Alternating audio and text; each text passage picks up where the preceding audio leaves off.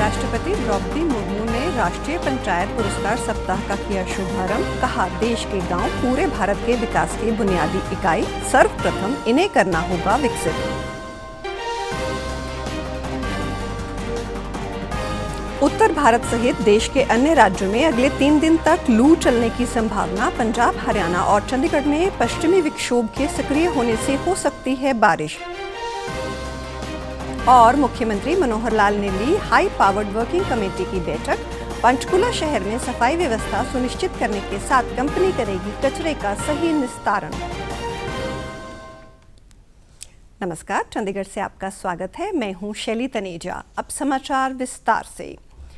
पंचायती राज मंत्रालय की ओर से आज पंचायत पुरस्कार सप्ताह मनाया जा रहा है। 17 से 21 अप्रैल तक कई समारोह आयोजित होंगे। इस मौके पर राष्ट्रपति द्रौपदी मुर्मू ने दिल्ली के विज्ञान भवन में राष्ट्रीय पंचायत पुरस्कार सप्ताह का उद्घाटन किया और पंचायतों के प्रोत्साहन के लिए राष्ट्रीय सम्मेलन में उत्कृष्ट कार्य करने वाले पंचायतों को पुरस्कार प्रदान किए।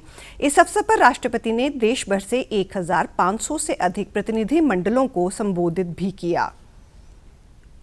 ये थी कि गांव में शांति और सद्भावना बनी रहे और चुनाव के कारण आने वाली कड़वाहट से बचा जा सके। मेरा मानना है कि गांव परिवार का ही विस्तृत रूप है। परिवार में मतभेद हो सकते हैं, लेकिन मनभेद नहीं होना चाहिए। सारी सामुदायिक कार्य यथासंभव आम सहमति से होने चाहिए। अगर चुनाव की नौबत भी आए तो ये चुनाव ग्रामवासियों में विभाजन ना लाए। उन्होंने कहा कि देश के गांव पूरे भारत के विकास की बुनियादी इकाई हैं और उन्हें सर्वप्रथम विकसित करने की आवश्यकता है। उन्होंने कहा कि ग्रामीणों को अपने गांव को अपनी सुविधा के अनुसार विकसित करने का अधिकार होना चाहिए। उन्होंने कहा कि गांव में शांति और सद्भाव बनाए रखने पर ध्यान दिया जाना चाहिए। राष्ट्रीय पंचायत पुरस्कार समारोह के उद्घाटन समारोह में केंद्रीय ग्रामीण विकास मंत्री गिरिराज सिंह ने पंचायतों को उनके पूरे अधिकार देने की बात कही। आज के संविधान के 73 में संशोधन के 30 साल बाद भी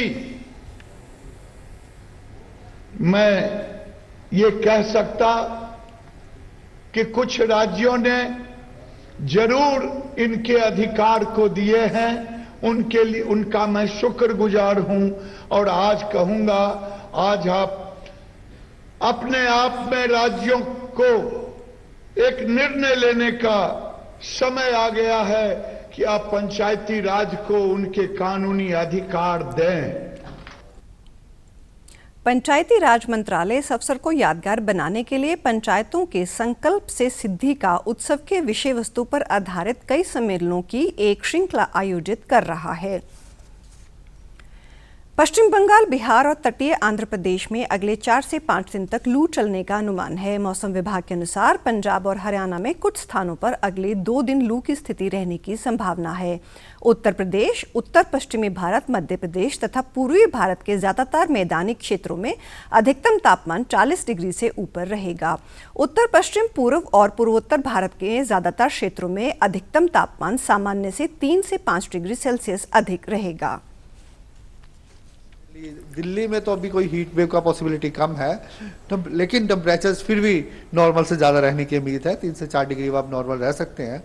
थोड़ा बहुत हीट वेव पंजाब और हरियाणा के आइसोलेटेड पॉकेट्स में आने की उम्मीद है आने वाले 2 दिनों में। वेस्ट बंगाल के लिए हमने ऑरेंज अलर्ट भी इशू कर रखा है हीट वेव।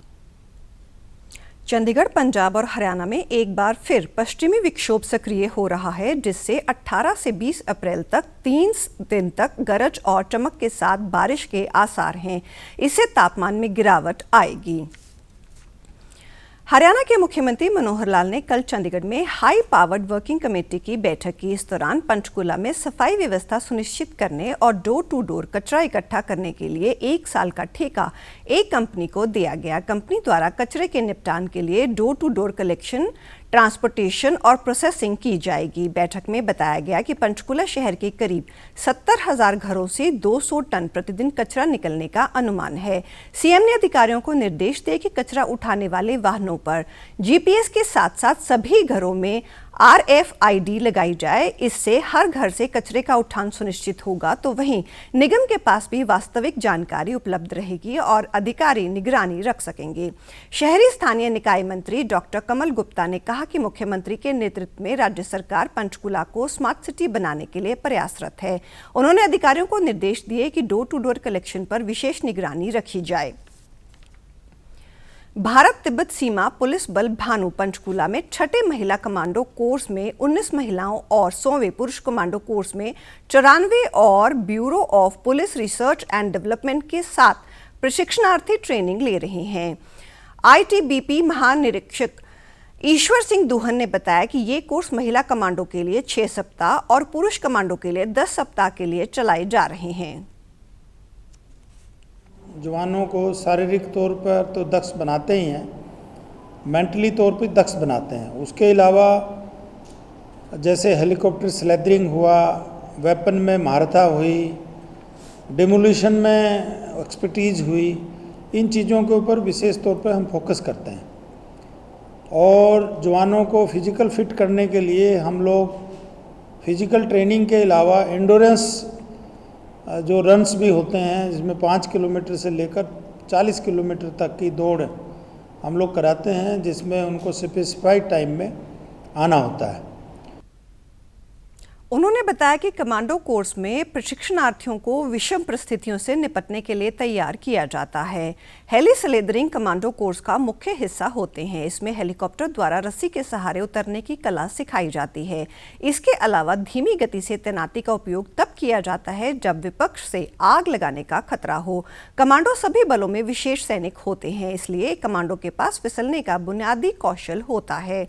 इस मौके पर महानिरीक्षक ईश्वर सिंह दुहन, उप महानिरीक्षक राजेश शर्मा एवं अन्य पदाधिकारी और कमांडो टीम के प्रशिक्षक व प्रशिक्षणार्थी उपस्थित थे। प्रधानमंत्री नरेंद्र मोदी हर महीने मन की बात कार्यक्रम के माध्यम से करोड़ों लोगों के साथ अपने विचार साझा करते हैं और ये सिलसिला अप्रैल में 100वीं कड़ी के साथ आगे भी जारी रहेगा। इस विशेष मौके पर मन की बात कार्यक्रम से प्रधानमंत्री के चुनिंदा संबोधनों को फिर से प्रस्तुत किया जा रहा है। इस विशेष कार्यक्रम की कड़ी में हम आपको दिखा रहे हैं मन की बात का विशेष अंश। महात्मा गांधी की तरह ही प्रधानमंत्री नरेंद्र मोदी भी हमारे भारतीय हथकरघा और हस्तशिल्प को हमेशा बढ़ावा देते हैं। 26 जुलाई 2020 को प्रसारित मन की बात कार्यक्रम में उन्होंने हथकरघा और हस्तशिल्प का जिक्र किया था। पीएम मोदी ने कहा था कि भारत का हैंडलूम सैकड़ों वर्ष का गौरवमय इतिहास अपने आप में समेटे हुए है। प्रधानमंत्री ने लोगों से भारतीय हथकरघा और हस्तशिल्प का हर संभव उपयोग करने की अपील की थी। अपने आप में सैकड़ों वर्षों का गौरवमय इतिहास समेटे हुए हैं। हम सभी का प्रयास होना चाहिए कि न सिर्फ भारतीय हैंडलूम और हैंडीक्राफ्ट का ज्यादा से ज्यादा उपयोग करें, बल्कि इसके बारे में हमें ज्यादा से ज्यादा लोगों को बताना भी चाहिए।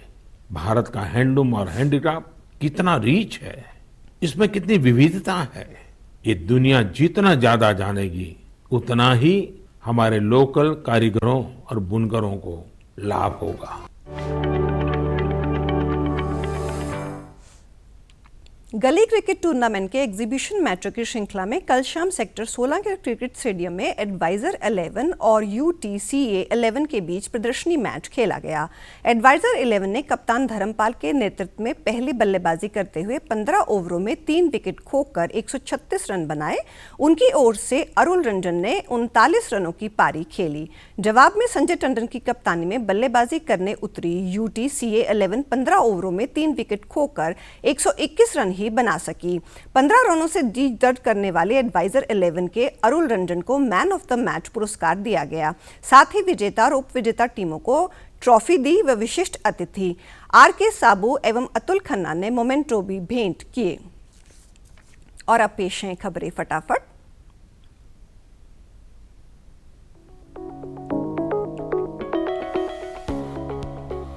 देश में पिछले 24 घंटों में 9,000 से ज्यादा लोगों में कोरोना संक्रमण की पुष्टि। कोविड से स्वस्थ होने की दर 98.68% हुई।